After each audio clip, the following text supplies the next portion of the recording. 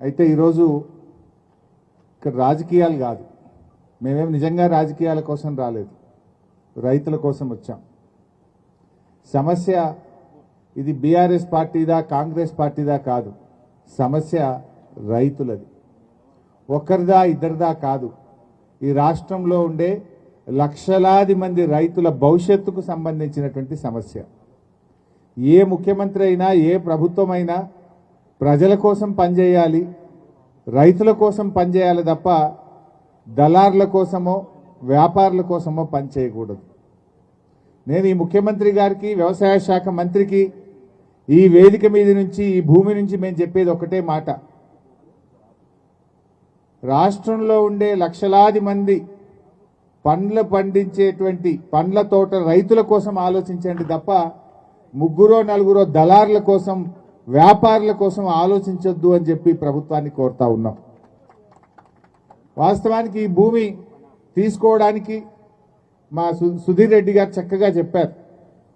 LB నగర్లో గడ్డి Annaram fruit మార్కెట్లో ట్రాఫిక్ కంజెషను, పొల్యూషను, ప్రజా ఆరోగ్యాన్ని దృష్టిలో పెట్టుకొని, రైతుల యొక్క శ్రేయస్సును దృష్టిలో పెట్టుకొని, భవిష్యత్ అవసరాలను దృష్టిలో పెట్టుకొని ఈ 200 ఎకరాల్లో ఇక్కడ మనం ఈ ఫ్రూట్ మార్కెట్ను అంతర్జాతీయ స్థాయిలో నిర్మించాలని ఆనాడు కేసీఆర్ గారు ప్రభుత్వం నిర్ణయించింది.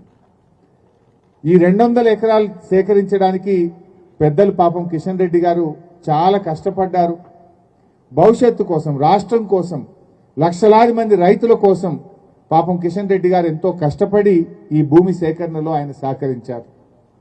ఆ రోజుల్లో నేను మార్కెటింగ్ శాఖ మంత్రిగా పెద్దలు కిషన్ అన్న ఇక్కడ రైతులు ఉన్నారు, వాళ్ళకి సాయం చేయాలి అని చెప్తే ఒక 10 కోట్ల రూపాయలు మార్కెటింగ్ శాఖ ద్వారా ఇక్కడ సాగులో ఉండే రైతులకు ఆనాడు కంపెన్సేషన్ కూడా ఇవ్వడం జరిగింది. కిషన్ అన్న రైతులకు అన్యాయం కావద్దు అని చెప్పి ఆ రోజు వచ్చి మాట్లాడి మాతో కొట్లాడి రైతులకు 10 కోట్ల రూపాయలు ఆ రోజు కిషన్ రెడ్డి గారు ఇప్పించారు. రైతులకు డబ్బులు ఇచ్చి ఈ 178 ఎకరాలు సేకరించినాం. సేకరించడమే కాదు, పక్కన ఇంకో 22 ఎకరాలు ప్రభుత్వ భూమి ఉండే. ఆ 22 ఈ 178 కలిపితే ఇది 200 ఎకరాల భూమిలో అంతర్జాతీయ స్థాయిలో ఒక ఫ్రూట్ మార్కెట్ కట్టాలి, ఇండియాలో ఎక్కడ లేని విధంగా గొప్పగా ఈ ఫ్రూట్ మార్కెట్ కట్టాలని చెప్పి ఆనాడు ప్రభుత్వం నిర్ణయించింది. దాంట్లో భాగంగానే ఇగో జీవో 11 2020వ సంవత్సరంలో ఈ మార్కెట్ యార్డ్ను నోటిఫై చేస్తూ మార్కెటింగ్ శాఖ ఆనాడు నిరంజన్ రెడ్డి గారు మంత్రిగా ఈ మార్కెట్ను నోటిఫై చేశారు. దాని తర్వాత డబ్బులు కూడా కావాలంటే మార్కెటింగ్ శాఖలో వివిధ మార్కెట్లలో ఉండే డబ్బులను జీవో నంబర్ 216 ద్వారా 350 కోట్ల రూపాయల డబ్బులను తెచ్చి ఈ మార్కెట్ నిర్మించడానికి బ్యాంక్ అకౌంట్లో వేసి డబ్బులు కూడా పెట్టడం జరిగింది. అంటే ఆ డబ్బులు ఇప్పటికి కూడా అట్లే ఉన్నాయి. ఆ 350 కోట్లు బ్యాంకుల అకౌంట్లో ఉన్నాయి ఈ మార్కెట్ పేరు మీద, ఈ భూమి పేరు మీద. మార్కెట్ నోటిఫై అయింది, 350 కోట్ల రూపాయల డబ్బులు తెచ్చి బ్యాంకులో పెట్టినాం. అంతర్జాతీయ స్థాయి కన్సల్టెంట్లతోని ఈ మార్కెట్ ఎట్లా కట్టాలనో బాగా ఆలోచించి మంచి డిజైన్స్, ఎస్టిమేట్లు, ప్లానింగ్ కూడా జరిగింది.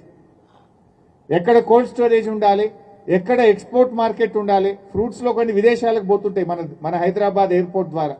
విదేశాలకు పోయేటువంటి ఫ్రూట్స్ దాని ప్యాకింగ్ ఎక్కడ ఉండాలి, ఎక్స్పోర్ట్ మార్కెట్ ఎక్కడ, రెగ్యులర్ మార్కెట్ ఎక్కడ, కోల్డ్ చైన్ ఎక్కడ, రైతులకు విశ్రాంతి ఎక్కడ ఉండాలి, ఇట్లా అన్ని కూడా ప్లాన్ చేసుకున్నాం.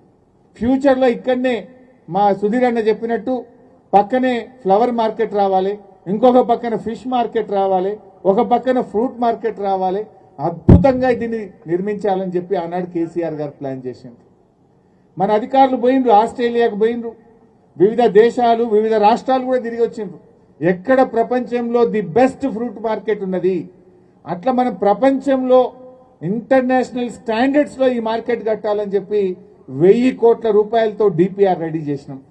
350 కోట్లు బ్యాంకులో పెట్టినాం. కొన్ని పీపీపీ మోడల్లో కట్టాలని డిసైడ్ చేసినాం. Everything was ready.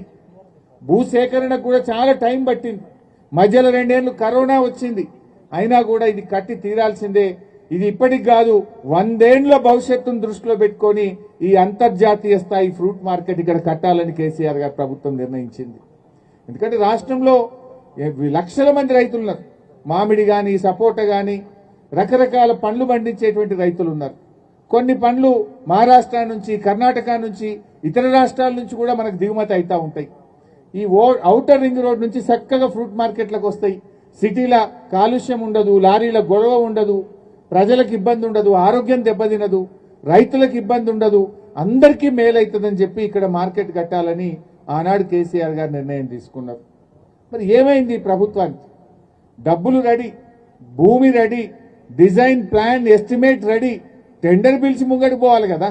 ఆనాడు నిరంజన్ అన్న, కిషన్ రెడ్డి గారు, మా సుధీర్ అన్న, అందరూ సబితక్క వచ్చి ఇక్కడే ఫౌండేషన్ స్టోన్ కూడా వేసిండ్రు, మార్కెట్కు కొబ్బరికాయ కూడా కొట్టిండ్రు, పైసలు తెచ్చిపెట్టిండ్రు.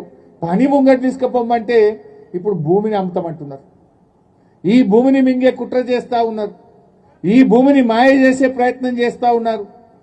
ఈ 200 ఎకరాలంటే ఇందాక సబితక్క అన్నారు, కిషన్ అన్న అంటున్నాడు ఇక్కడ 15 కోట్లకు ఎకరం ఉంటుంది సార్ అంటున్నాడు. అంటే ఈ 200 ఎకరాలు అంటే 3,000 కోట్ల విలువ కలిగిన భూమి. ఈ 3,000 కోట్ల విలువ కలిగిన భూమిని టీజీఐఐసికి ఇచ్చి అక్కడి నుంచి తమ అనుయాయులకు కట్టబెట్టే ప్రయత్నం. మొన్ననే వచ్చిందట ఎవరో మద్రాస్కి వెళ్ళి బంటి చెప్తుండే, లీలా హోటల్లో చాలా లీలాలు జరిగినాయి అని చెప్తుండే. కేరళకి వెళ్ళి ఎక్కడి నుంచి ఎవరో వచ్చి భూమి చూసిపోయారట. ఆల్రెడీ కేరళకి వెళ్ళి కొందరు వచ్చేసి ఇదంతా దిగిందట, చూసిందట, లీలా హోటల్లో దిగిందట, కొంతమంది మనోళ్ళు పోయి మాట్లాడిందట. సో అయితే మనోళ్ళు అంటే మన పార్టీ వాళ్ళు కాదు, ఇక్కడ ఉండే ఎమ్మెల్యే గారు, ఇక్కడ ఉండేటువంటి నాయకులు, కాంగ్రెస్ నాయకులు పోయి వాళ్ళతో మాటలు ముచ్చట్లు అయినాయట. నేను అంటున్నా, రేవంత్ రెడ్డి గారు ఈ మార్కెట్ కడితే ఇక్కడ దాదాపు రోజు 25-30 వేల మంది రైతులు వస్తారు కదా. రోజు 25,000-30 వేల మంది రైతుల భవిష్యత్తు ముఖ్యమా? నువ్వు ఈ భూమిని 4 కంపెనీలకో 4 దళారులకో అడ్డదారిన కట్టబెట్టడం ముఖ్యమా? ఏది ముఖ్యము? ఒక ముఖ్యమంత్రి దళారుల కోసమో వ్యాపారుల కోసం పనిచేస్తాడా? లక్షలాది మంది రైతుల భవిష్యత్తు కోసం ఆలోచన చేయాలన్నా ముఖ్యమంత్రి? ఇప్పుడు నువ్వేం చేసినావు? ఈ భూమి టీజీఐసికి ఇస్తా, ఆన్నెన్నో గుట్టల పొన్న దిల్ భూములు ఉన్నాయి, ఆడ మీకు ఇస్తా అని అంటుండట. ఆ దిల్ భూముల సంగతి తెలియదా మనకు? ఆ దిల్ భూముల మీద ఆంధ్రప్రదేశ్ ప్రభుత్వం, ఈ దిల్లో మాకు కూడా వాటా ఉంది, ఈ దిల్ భూములు షెడ్యూల్ 9 కింద ఉంటాయి. దిల్ అంటే దక్కన్ ఇన్ఫ్రాస్ట్రక్చర్ లిమిటెడ్. ఇది ఏపీ హౌసింగ్ బోర్డులో ఒక సంస్థ. దిల్ ఏపీ హౌసింగ్ బోర్డులో భాగంగా ఈ దక్కన్ ఇన్ఫ్రాస్ట్రక్చర్ లిమిటెడ్ అనేటువంటిది కూడా ఒక ప్రభుత్వ కార్పొరేషన్. ఆ భూములు రాష్ట్రం విడిపోయినప్పుడు ఆంధ్రప్రదేశ్ ఏమంటుంది?